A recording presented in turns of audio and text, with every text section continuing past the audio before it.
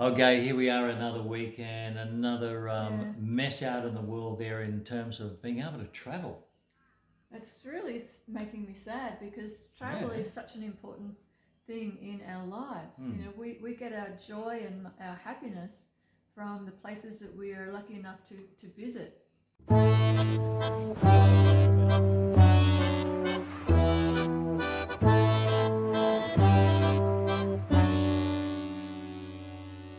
To know what it's really like to live in another country with a different culture and possibly a different language, you must live like locals. And that's exactly what we've done for 1 year. We've been pet and house sitting in other people's homes in 4 different countries. At home in Australia, In fantastic France all over the UK, and exquisite Italy. House and pet sitting is sweeping the world as a unique and convenient way to travel for long periods of time, rent-free. In return, you care for the owner's precious pets.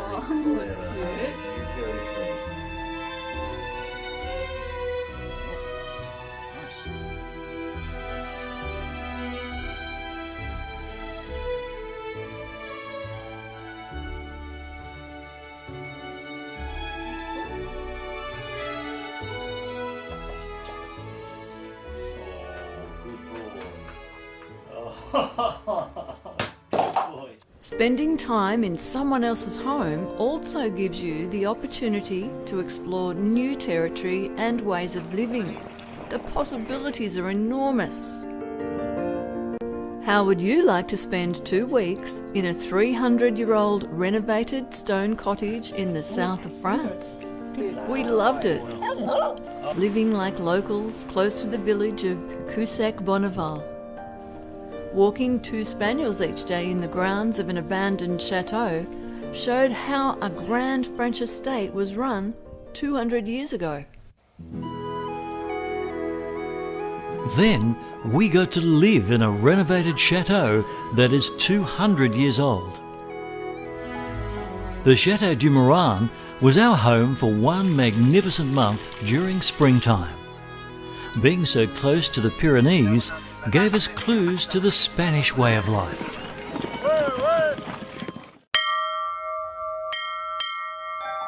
This was our cosy farmhouse in Normandy, where we watched over a movie star cat, his scruffy friend, and 2 special ladies. Would we have to deliver their lambs?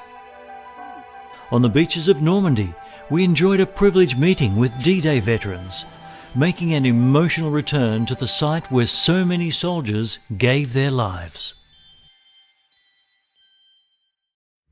Hampshire in England showed us the perfect balance of city and country living. In Bishop's Waltham, the customs of a classic village lifestyle seemed comfortably familiar. She was the run for the litter, so she's extra special, small, but extremely well behaved. But it's not always quiet.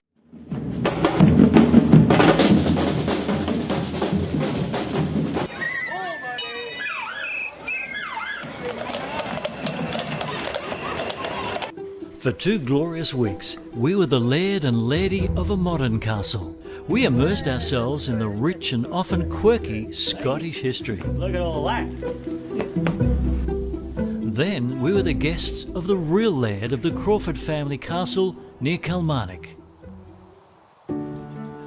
There are few places in the world as pretty as the Cotswolds, a cluster of charming English villages. Most were a day trip away from our delightful house sit in Minchinhampton. The bounding hounds took us on their favourite walks. Most times the cat came too. Living in this spectacular property high in the mountains of Umbria was breathtaking. The isolated property is a haven for 2 energetic dogs and 2 elusive cats. We went hunting for truffles, were shown how to make pasta, and were welcomed into the homes of the warm and generous people of Italy.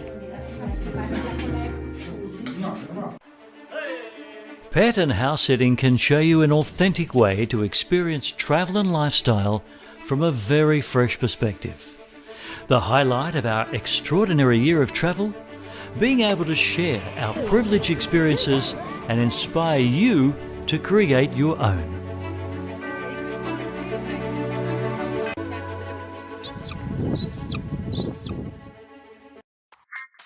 want everybody to dance them just like I tell you.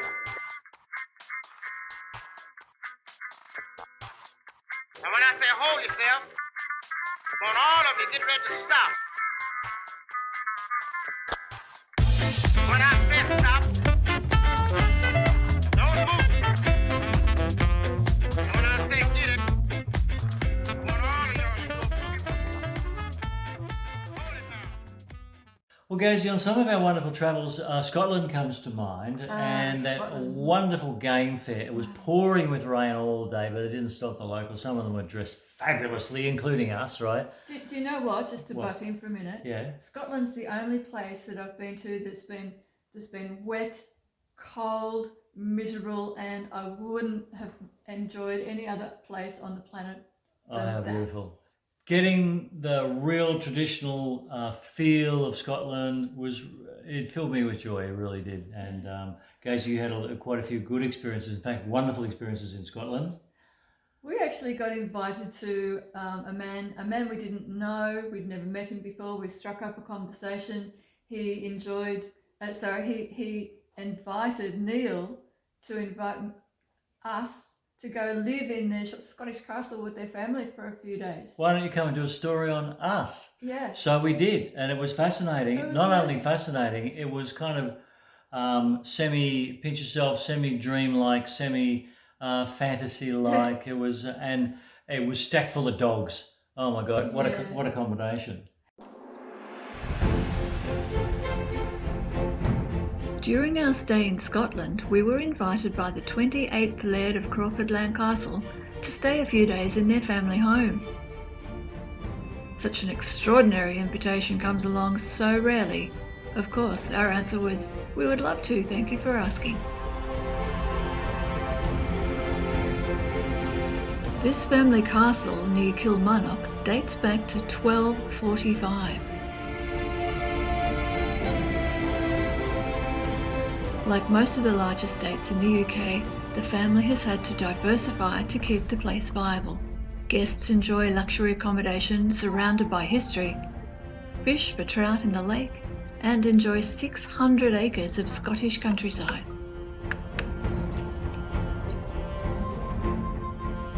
And we were absolutely delighted to discover that humans are not the only guests having sleepovers at Crawfordland.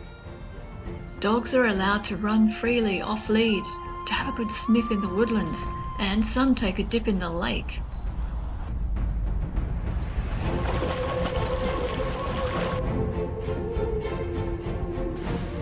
The setters are treasured members of the family. Guinness lost his back leg after being hit by a car, but this hero dog hasn't let that stop him from enjoying his walks. Scrumpy keeps a close watch over his brother and patiently waits. Everyone loves and admires Guinness for his fighting Scottish spirit. He won our hearts during the few days we spent living like locals in a Scottish castle. Some months later, we were sad when we heard from the family that Guinness was not able to keep up his exhausting effort to sustain his life on 3 legs. Guinness, we will always remember how lucky we were to share a few days with you and your kind family. And so we're really proud of the stories that we were in there and the adventures that we had. We just love to share it with you. Yeah, and the stuff that you've seen so far, it's just the top of the... What's Would that be the saying? tip of the iceberg? The tip of the iceberg. Top tip, you know that. Me up. For 5 blissful weeks, we're living like locals, surrounded by autumn and the spectacular hills of Umbria in central Italy.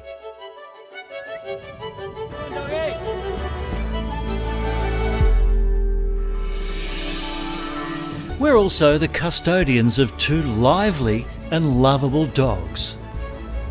Their favourite thing to do is to explore the countryside outside of the fence that engulfs their home of several wild acres.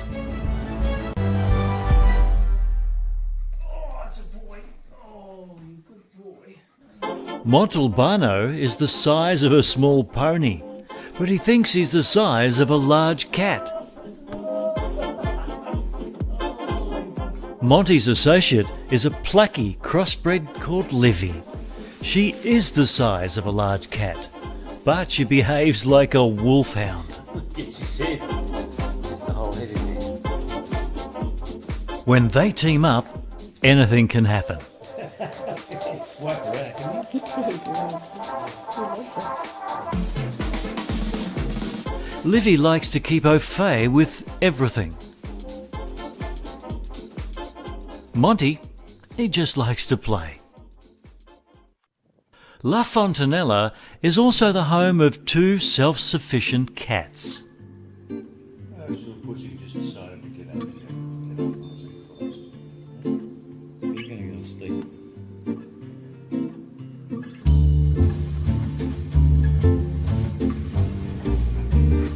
Inside the fences that surround La Fontanella, Monty and Livy can run and play all day. They love to include us in their games. Despite his size and strength, this big black hound is a true gentleman.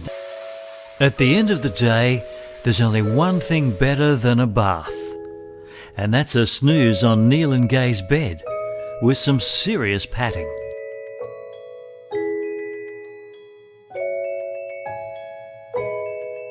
As the sun moves on to the next valley, all is well at La Fontanella. And tomorrow, well, that's another story.